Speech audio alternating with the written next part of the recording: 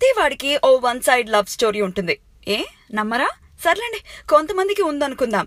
కానీ సల్మాన్ ఖాన్ లాంటి కండల వీరుడికి Bollywood box office Bajrangi భాయిజానికి కూడా వన్ సైడ్ లవ్ స్టోరీ ఉంటుందా? అయినా సల్లు ప్రేమిస్తే వద్దనే సుందరి ఎవరుంటారు?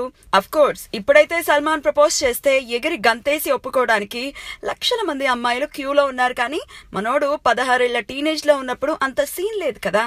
భవిష్యత్తులో ఆయుష్ మొదలు కెట్రీనా వరకు అందరితో ఎడాపెడా డేటింగ్ చేసేసే మునగాడు అవుతాడని తెలియక ఒక అమ్మాయి పట్టించుకోలేదట. సల్మాన్ స్వీట్ 16s లో ఉన్నప్పుడు ఒక బ్యూటీని ప్రేమించాడట. ఆమె బాలీవుడ్ భామైతే కాదు గాని సల్లుకి మంచి ఫ్రెండ్ అట. కానీ సల్మాన్ కు ధైర్యం చాలక మనసులో మాట చెప్పలేదట.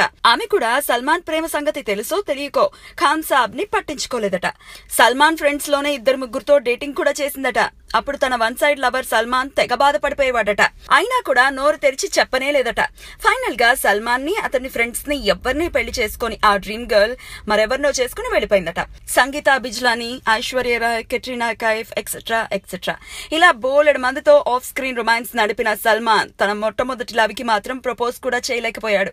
అయితే త్వరలో రానున్న తన ట్యూబ్ లైట్ సినిమా కోసం చేస్తున్న ప్రమోషన్స్ లో భాగంగా ఈ ఫ్లాష్ బ్యాక్ అంతా చెప్పిన బాలీవుడ్ సూపర్ స్టార్ ఆమె ఎవరు, పేరేంటి అని మాత్రం చెప్పలేదు. అది మంచిదేలేండి.